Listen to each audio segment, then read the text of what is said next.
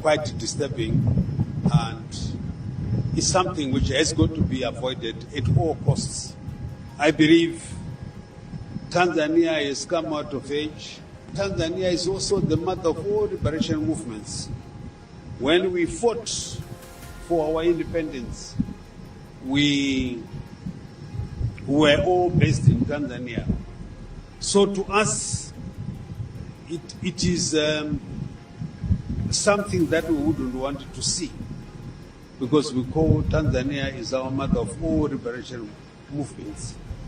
And I am quite convinced that they will be able to sit down, iron out their differences, and move forward. Why do we see leaders speaking now? This is the reason why.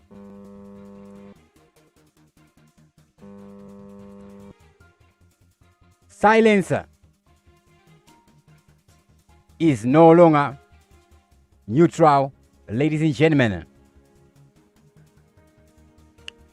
Silence is no longer neutral.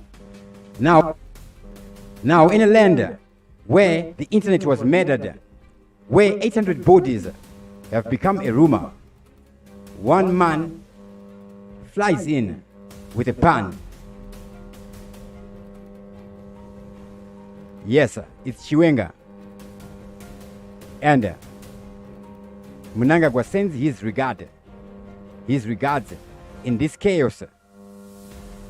Ladies and gentlemen, I'm broadcasting live from Harare, kind of. And good evening, Earth.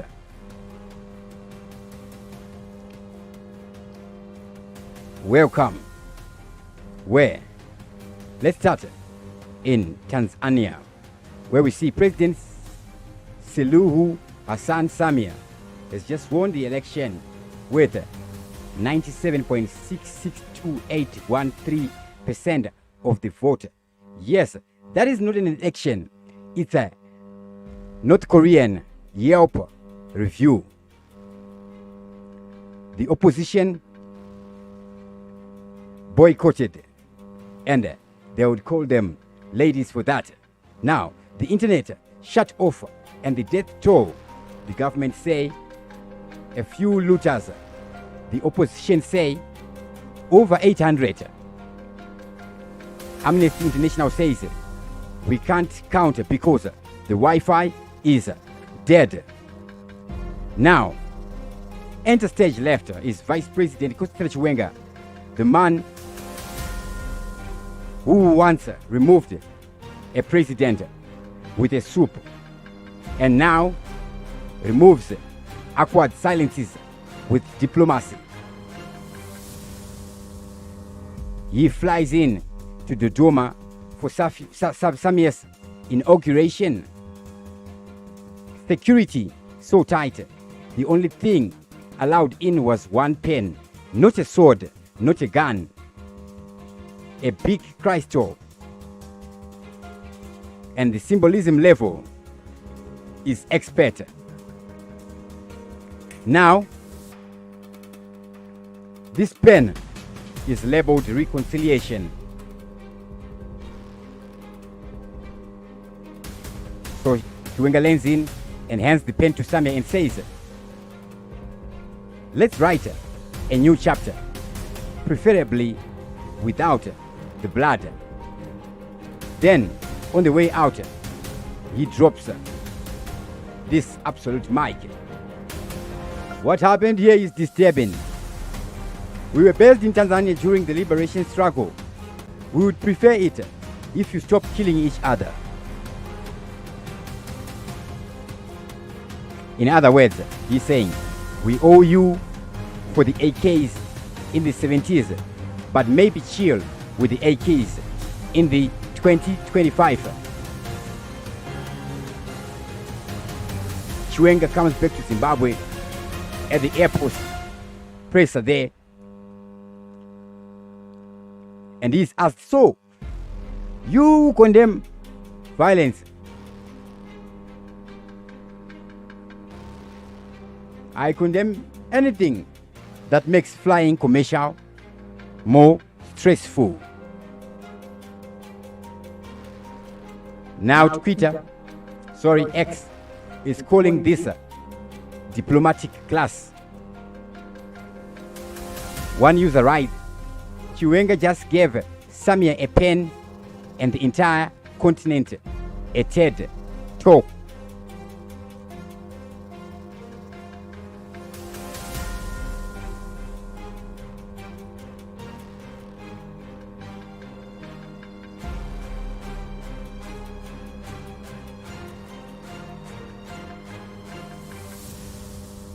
Zaidi ya watu 3,000 wameuawa nchini Tanzania kufuatia machafuko ya uchaguzi. Makundi hayo yakizua hofu kuwa waliouawa walizikwa kisiri katika kaburi la pamoja. And now for the timeline. Election day, 29 October 2025. Tanzania goes into the polls in what is supposed to be a celebration of democracy. But almost immediately, reports flooded in of voter roll irregularities, internet blackouts, and opposition groups are barred from participation. Protests break out in major cities as citizens challenged the illegitimacy of the vote. October 30 to 31, we see violence erupting. By the next day, those protest rallies met a harsh response. Security forces opened fire, and Rise Group quickly reported hundreds of deaths across the country.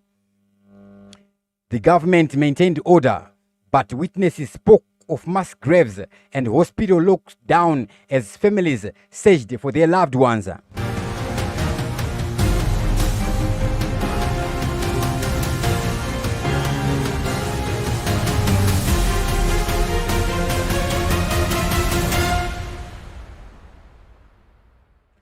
November 1 to November 2, results and escalation. This is where we see the results coming in and the escalation. When the results were produced, Samia Suluhu claiming a near unanimous victory, outrage grows, demonstrations intensify.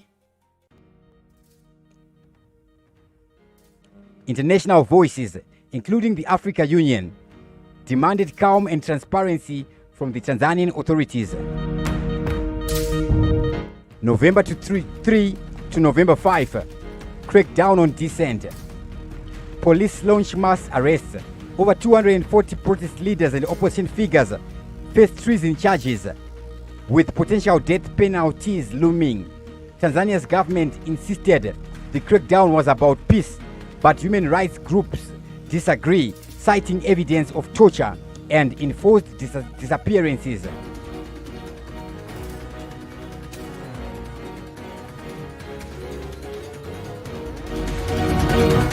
November 6 to November 8, international outcry. African and international leaders condemn the violence. Kenya warned Tanzania to protect foreign nationals. SADC and African Union declared the election deeply flawed and urged investigations. Civil society groups called for international intervention. Meanwhile, police launched manhunts for remaining opposition leaders.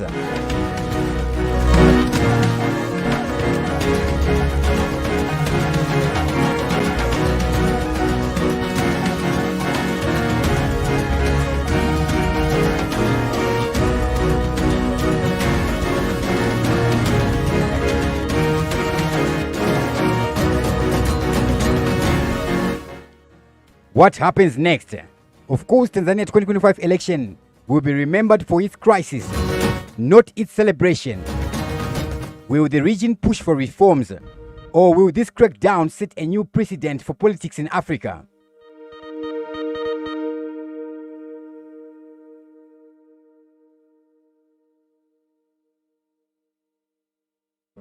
Now, in a land where the internet was for the latest on the arrest of where 800. Now, what is happening in the nation of Zambia?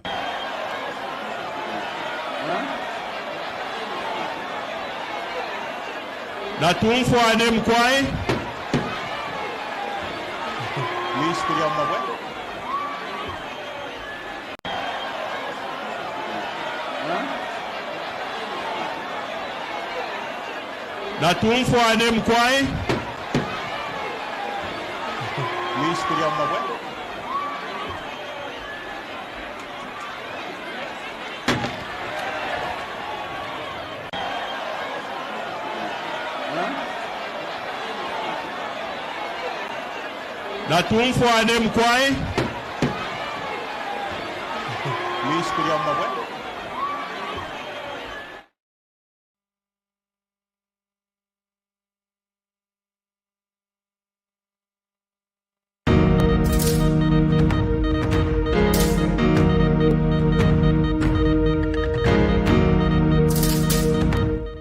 Zambian President Hakainde Hichilema was reportedly stoned by unidentified people while addressing residents in Chingola in the Copper Belt region of Zambia during an event on 8 November 2025. The incident caused disruption and required police intervention to restore order following a riot and arson that broke out in the district the same day. This attack involving stones thrown at President reflects rising tensions and public unrest in parts of Zambia, a situation compounded by the recent political grievances and socio-economic challenges under his administration. The president has been both praised for early reforms and criticized for later moves seen as repressive or failing to deliver on campaign promises. Now, in a relaxed context of tension, 2 men were recently sentenced to 2 years in prison for attempting to use witchcraft to harm President Hichilema, further illustrating the political pressure surrounding his presidency. Overall, the stone-throwing incident underscores a volatile environment for President Hichilema as he navigates public dissatisfaction and security challenges in the nation of Zambia. Ladies and gentlemen,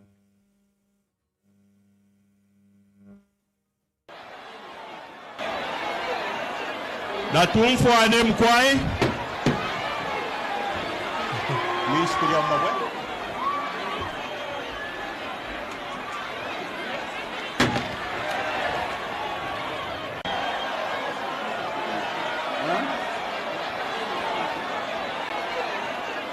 Natumfwane mkwai.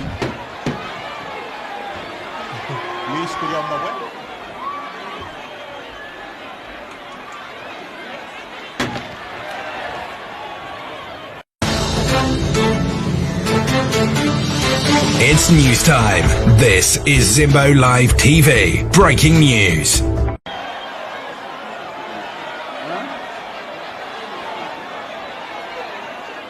Natumfwane mkwai.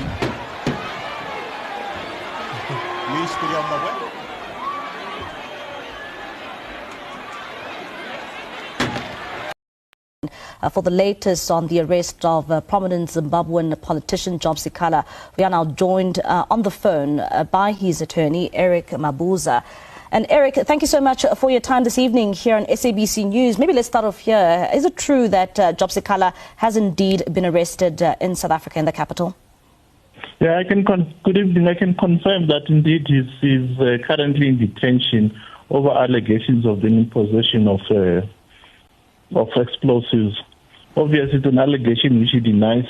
He says that it seems that there's foul play because when he went out with his uncle for dinner, he was not carrying any explosives, but somehow those explosives found themselves in his car when he was driving out.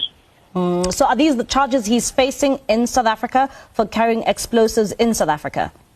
Yes, that's correct. Have you been able to speak to him? What is he saying about this issue? He was arrested last night, so we made contact with him this morning, and we went to consult with him, and he gave us the version that I'm telling you, that he denies that he was in possession of explosives. Somehow he suspects that there was foul play because he didn't come here to buy explosives. He came here for medical treatment, and he's not involved in any firearms.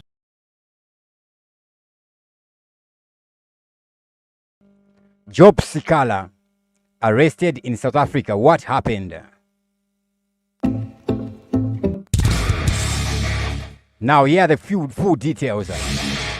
Job Sikala, prominent Zimbabwean opposition leader, arrested in South Africa, Pretoria, on charges of illegally possessing explosives while traveling with a relative Ford Fiesta. Police, acting on a tip-off, stopped his vehicle and reportedly discovered 26 blasting cartridges and 15 capped fuse connectors. Sikala and another man aged 78 were detained and are expected to appear in the Pretoria Magistrate Court on Monday.